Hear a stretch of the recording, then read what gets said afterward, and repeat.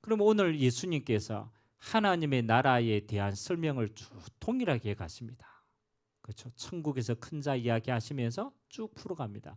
여러분, 하나님의 나라의 기준은 어디에 있느냐? 그렇죠? 여러분, 하나님 나라의 기준은 어디 있겠어요? 하나님 이 땅에 하나님 나라 이루어 가시는데 그 모든 기준은 어디에 있겠어요? 와, 우리 갑이 박수 한번 쳐줍시다. 하나님의 나라의 기준은요, 다른 데 있지 않아요. 여기에 있습니다. 영원 구원이 있습니다. 영원 구원이 있습니다. 제자들은요, 죽었다 깨어나도 이걸 가지고는요, 이게 안 보이는 거예요. 영적인 게 안 보이는데, 이 하나님이 가장 중요하게 있는 게 하나님의 형상입니다.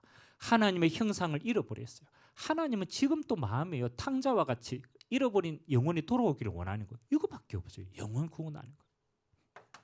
그래서 저는 오늘 우리가 다 읽지 않았지만요, 한 세 가지로 주님께서 이 축복을 얘기합니다. 하나님의 나라를 누리는 사람의 첫 번째 비밀은요,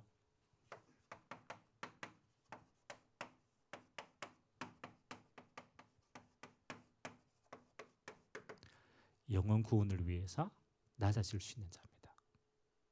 진짜 중요합니다. 오늘 예수님이 어린아이를 딱 데려왔어요. 그리고 세워놓고 뭐라고 얘기했냐? 야, 너희가 어린아이와 같이 되지 않으면 천국에 들어갈 수 없어. 그렇잖아요. 어린아이를 영접하는 것이 나를 영접하는 것이야. 이 어린아이 실족하게 했다. 미안하지만 그게 가장 큰 저주와 재앙이야. 차라리 연다 맷돌을 메고 빠지는 게 나아. 여러분, 이 뒤에 나오는 모든 이야기가 뭐라고 생각합니까? 저는요, 예수님이 뭘 얘기하느냐? 99마리의 양, 잃어버린 한 마리 양 가면 네가 그거 찾지 않겠느냐? 하나님은 그 한 영혼을 잃어버리지 않는다는 거예요. 오늘 저와 여러분들이 가장 첫 번째 마음에 이거 담는 거예요. 하나님의 나라를 누리는 사람은요, 뭐 할 수 있습니까? 하나님이 가장 귀하게 여기시는 이 영혼을 위해서 뭐 할 수 있는 자? 낮아질 수 있는 자. 여기에 대한 가장 첫 번째 모범을 보이신 분이 있습니다. 영혼 구원을 위해서 가장 낮아진 자 누가 있습니까? 우리에게 모범이 되시는 분. 그렇죠? 빌립보서 2장 5절에서 11절에 보니까 사실은 필립보 교인들이요, 이거하고 똑같아요. 제자들처럼 똑같아요. 교회 안에서 자기가 높아지려고 하는 거예요. 야, 나는 바울에게 뭐 메시지 받았고, 나는 세례를 어떻게 받았고, 난 너희보다 달라. 다 높아지려고 해요. 그때 바울이 그 빌립보 교인에게 한 이야기입니다. 뭐라고 얘기했냐? 너희 안에 이 마음을 품어라. 곧 그리스도 예수의 마음이니. 예수님의 마음을 품으래요. 예수님의 마음이 어떤 마음입니까? 그렇죠? 그는 근본 하나님의 본체시나 하나님과 동등됨을 여길 것을 취하지 않고 자기를 낮추어서 뭐를? 종의 형체를 가지시고 죽기까지 복종하셨다. 아멘. 예수님이요, 근본 하나님의 본체신데 하나님이 우리를 향한 영원 구원의 이 어마어마한 하나님의 일을 위해서 죽기까지 낮아지셨고 십자가에 죽으십니다. 저는 가장 중요하다고 생각합니다. 하나님의 나라를 누리는 사람은요, 다른 사람이 아닙니다. 하나님이 가장 귀하게 여기는 영혼을 위해서 내가 낮아질 수 있다라면 하나님은 이 사람을 가장 존귀하게 승해주고 하나님의 나라의 축복으로 함께 하십니다. 근데 참 달라요. 우리가요, 하나님이 가장 귀하게 여기는 영혼을 위해 낮아지면 낮아지는 거냐? 절대 그렇지 않습니다. 빌립보 2장 5절에 11절에 뭐라고 얘기합니까? 죽기까지 낮아지셨는데 하나님이 그 이름을 어떻게 했다? 높이셨다. 천하 만물이 예수 이름으로 하나님이 그 이름 앞에 무릎 꿇도록 만드셨다. 희한합니다. 우리가 하나님이 가장 귀하게 영혼을 위해 낮아지면 하나님은 그 영혼을 위해서 하나님이 뭐 하신다? 얘기해 줍니다. 하나님이 높이십니다. 아멘. 이게 진짜 응답이에요. 하나님의 나라를요, 진짜 누리는 사람은요, 하나님이 그 사람을 높이십니다. 사람이 높으면 교만해져요. 하나님이 높이시면 그 사람은 하나님의 영광을 드러냅니다. 그래서 하나님은 그 사람을 쓰신다. 오늘 여러분이요 모든 일에 담으세요. 하나님이 가장 귀하게 여기는 영혼을 위해서 내가 섬길 수 있는 자가 된다. 내가 낮아질 수 있는 자가 된다. 뭐 시간이 없으니까 마음에 담으셔야 돼요. 여러분 그 뒤편에 예수님께서 또 이야기합니다. 그렇잖아요. 죄를 범한 영혼을 어떻게 하겠냐? 그렇죠? 그러면은 너희가 가서 이야기를 해라. 안 되면 두 사람을 데리고 가서도 설득을 해라. 더 안 되면은 교회에게 이야기해라. 그래도 안 되면은 이방인과 세리와 같이 이야기를 해라. 대해라. 예, 그러고 난 다음에 예수님이 하시는 말씀이 있어요. 한번 읽어보겠습니다. 자, 15절부터는 형제가 죄를 범하면 어떻게 하라 그 얘기입니다. 그렇죠? 그리고 17절에 이방인과 세리와 같이 여기라 라고 이야기하시면서 그리고 난 다음에 이야기하는 게 중요합니다. 18절에서 20절 우리 같이 한번 읽겠습니다. 시작. 진실로 너희에게 이르노니 무엇이든지 너희가 땅에서 매면 하늘에서도 매일 것이요 무엇이든지 땅에서 매면 하늘에서도 풀리리라. 진실로 다시 너희에게 이르노니 너희 중에 두 사람이 땅에서 합심하여 무엇이든지 구하면 하늘에 계신 내 아버지께서 그들을 위하여 이루게 하시리라. 두세 사람이 내 이름으로 모인 곳에는 나도 그들 중에 있느니라. 아멘. 이 말씀을요 언제 하셨느냐? 형제가 죄를 범하거든 어떻게 하라라고 하시면서 결론으로 이 얘기를 하십니다. 저는 예수님께서 이거 그렇잖아요 하시면서 왜 이 이야기를 했을까? 저는 이 마음이 들었어요.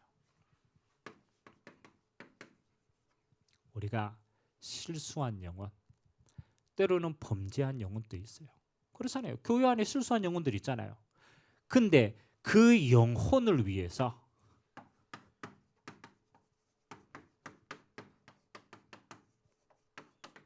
기도할 수 있는 자입니다. 진짜 중요합니다. 우리가요 교회 안에서도 그렇고 밖에서도 그렇고요. 왜 우리가 실수하고 범죄한 영혼을 함부로 대하느냐? 그렇잖아요. 그 사람은요 영혼을 두고 절대 기도 안 합니다. 영혼을 두고 기도 안 하는 사람은요 함부로 여깁니다. 범죄했다 정죄합니다. 근데 그 영혼을 두고 기도할 수 있는 자는 뭐 하는 겁니까? 그 영혼을 품고 끝까지 하나님 앞에 아뢰입니다. 그래서 저는 하나님이 하나님의 나라로 축복하는 사람은요 따로 있습니다. 하나님의 나라의 비밀을 주시는 자는요 영혼을 두고 기도할 수 있는 자에게는 하나님이 하나님의 나라로 먼저 축복하십니다.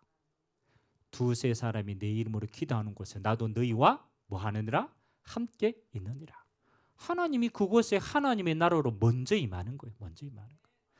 오늘 여러분이요 정말입니다. 여러분 내 기도 속에 그렇죠? 내 기도 속에 무너진 영혼을 두고 실수한 영혼을 두고 너무너무 갈급한 영혼을 두고 내가 기도할 수 있는 자라면 그 사람은 하나님이 가장 뭐 하시는 자? 축복하는 자리에 있습니다.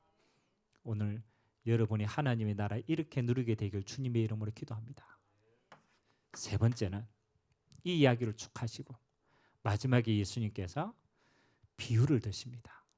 그렇죠? 우리가 잘 아는 비유입니다. 이 너무 큰 빚을 지었어. 그래가 해결할 수가 없어요. 그래가 탕감해줬어요. 근데 이 빚을 탕감받은 사람이 100데나리온 빚진 자를 만났어. 그렇죠? 빚 갚아라 얘기해요. 그렇죠? 이 비유는 똑같이 다 나옵니다.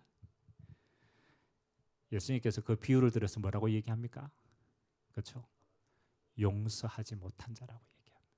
용서. 여러분 하나님의 나라 누리는 자는요 이거 할 수 있는 자입니다. 영혼을 용서할 수 있는 자입니다.